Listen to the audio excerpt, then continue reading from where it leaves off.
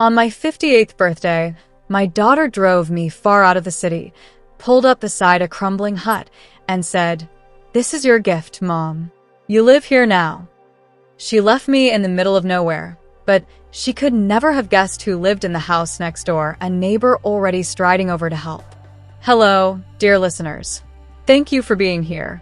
If stories like this move you, please subscribe to the channel and tap that like button.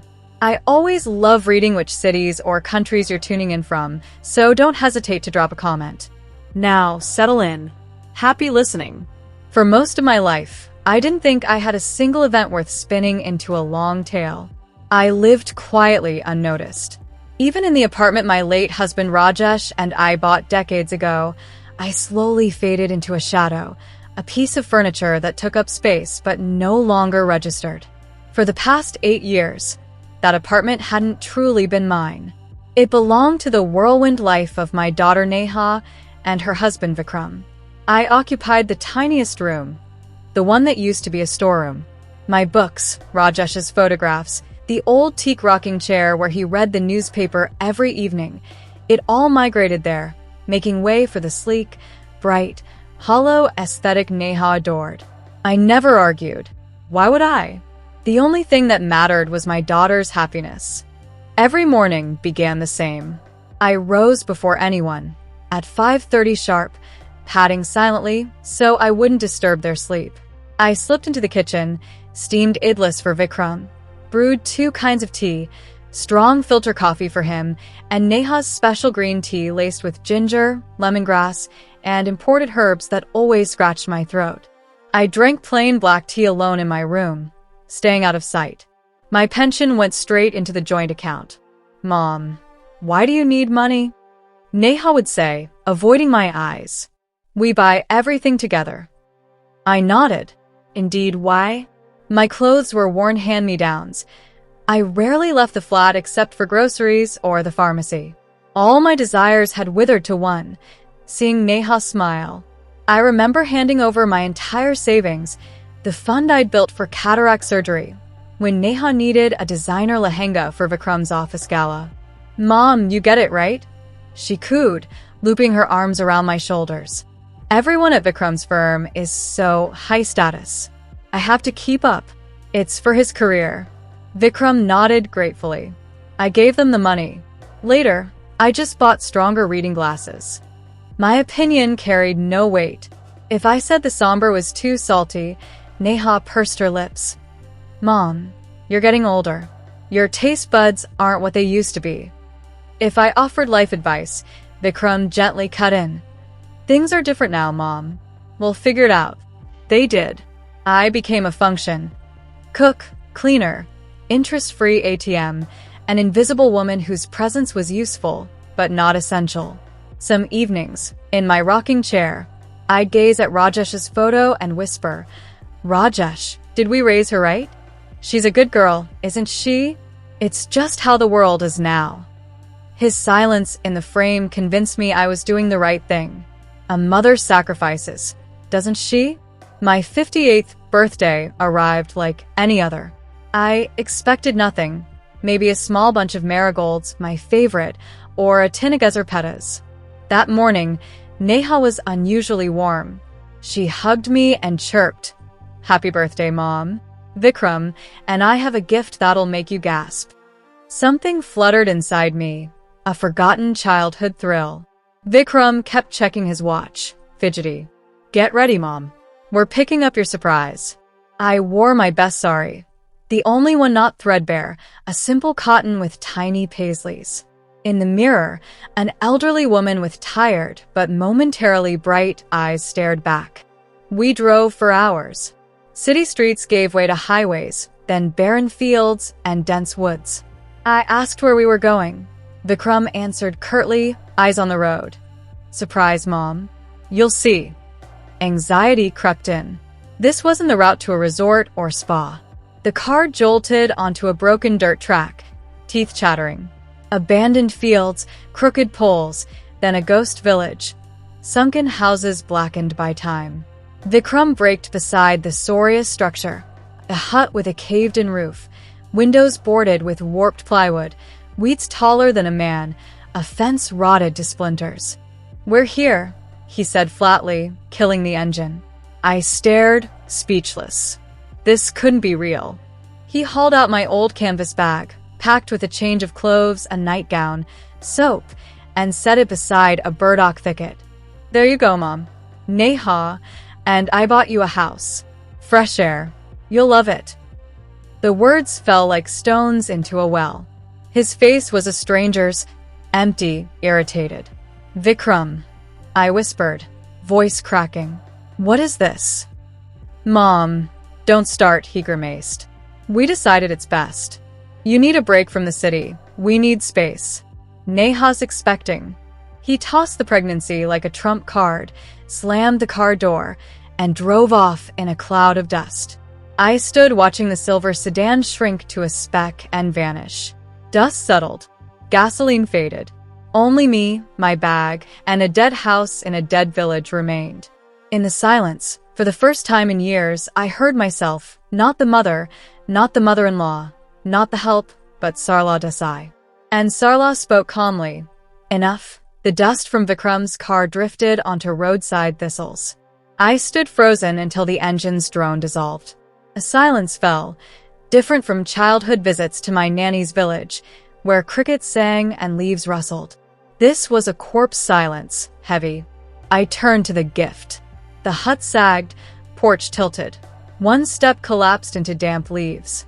Weeds, raspberries tangled with bindweed, swallowed everything. A place forgotten by God and man. A place to be forgotten. Tears? None. Inside, I was arid. A metallic click in my chest had frozen every sob. Despair stayed on the city road. Here stood only clarity, cold and ringing. I set my bag on the porch's surviving edge. My mind flashed to our pristine 3-bedroom flat on Lotus Lane, where Neha was probably already choosing paint swatches for my room. The operative word. Rajesh's words resurfaced, words I'd buried to avoid seeming distrustful. 10 years before he died, in our kitchen, he'd slid documents across the table. "Sarla, I'm transferring my share to you tomorrow. Sole owner." I'd protested. "Rajesh, we're family. We have Neha." He'd shaken his head. "Family is one thing. Life is long. I need you secure, your roof, yours alone." I'd complied, never correcting Neha's assumption the flat was joint inheritance. Why wound her with doubt? Then another memory. 5 years ago, a letter from a second cousin in Pune, childless, deceased, bequeathing me her tiny 1 bithe. I handled paperwork, sold it quietly, funneled proceeds into a secret savings account. Neha and Vikram were financing a luxury SUV. I knew any hint of money would vanish into urgent needs. Not greed, self-preservation. These weren't vague recollections, but sharp tools suddenly illuminated. I opened my bag. Robe, slippers, soap, and at the bottom, my old Nokia flip phone, the grandma phone Neha mocked. No internet, but its memory held numbers now priceless. Battery near full, habit. No signal. Heart stuttered. I needed elevation. I followed an overgrown path up a hill, thorns snagging my sari, branches whipping my face. At the crest, beneath a lone banyan, 2 bars flickered. Enough. I dialed Mr. Gupta, bank manager, Rajesh's contemporary. "Mr. Gupta, Sarla Desai." Surprise in his voice. "Urgent. Block all access by Neha and Vikram to my accounts. Redirect pension to my 5-year-old savings. Full isolation. Personal confirmation only." Pause. "Certain?" "Absolutely. Done in an hour." Next, ADV, Priya Menon, who handled the Pune flat. Priya confirms sole ownership of Lotus Lane flat. Exclude third-party claims, including daughter. Email docs. They're in the flat. Start with registrar. On it, I descended. The hut no longer looked like a grave, but a bunker. In the flat, Neha and Vikram were likely toasting their cleverness. They had no idea the war had begun.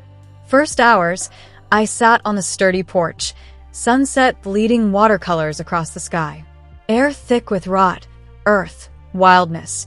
Nothing like the city's exhaust. Darkness fell. Chill crept under cotton. I entered. Dust, mouse droppings, stale wood.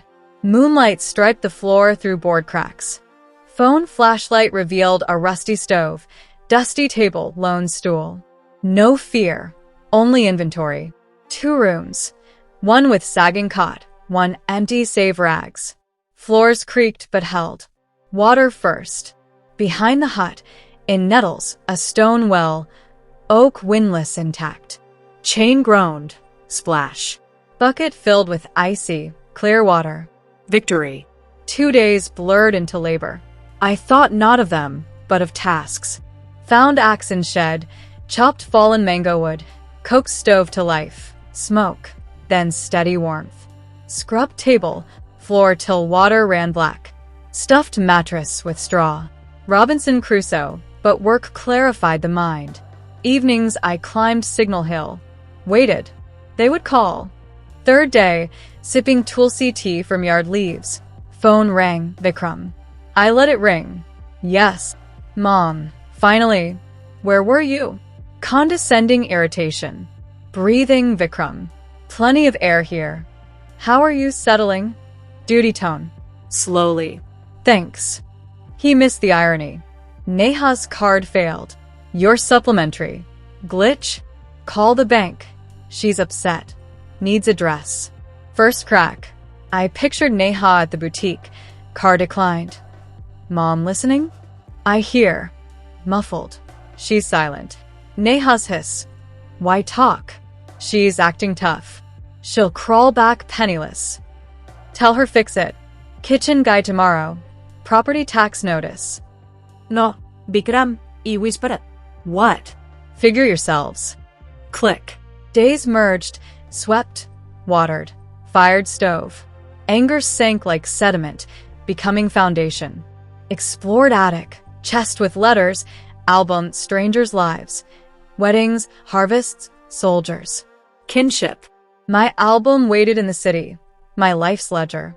I fought not for walls but memory. Called Priya. Complication, encumbrance. Mortgage. 8 months old. My signature, notarized. Winter pneumonia. Delirious. Neha carrying with papers. Tax, HOA, formality. Monstrous sum. Plan. Spend. Default. Bank seizes. I vanish here. Tomb, not gift. Fury tempered me into steel. Fight, Priya. Already filing fraud. Concentration fog. Cleaned, gardened, uprooted thistles, and blind devotion. 5th day, Priya. Letter sent, accounts frozen. Vikram raged at bank. Neha screamed. Ice sheet over their world. Vikram called, shrieking terror. What did you do? We're ruined. Neha sobbing. I did nothing. You did. Silence. Come talk. Click. They arrived noon. Engine roar-shattering peace. Dust column. Vikram haggard, shirt rumpled. Neha puffy, defiant. I peeled potatoes on porch. Mom, pleading. I continued slicing. Neha snapped. Circus. Block our money?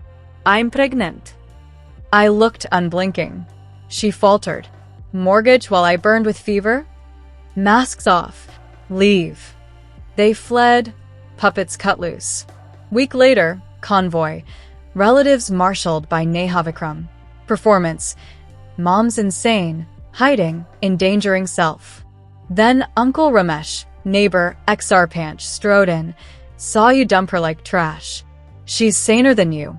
Relatives turned. Show became shame. They ran. Case closed. Fraud proven, mortgage void. Charges on them. I sold flat, invested. Rebuilt hut into home. Whitewash, curtains, garden. Uncle Ramesh brought chai. Silence richer than city chatter. At 60, on my porch, tea in hand, kitten on lap, peonies blooming, I am Sarla, alive, free. They tried to bury me. They birthed me.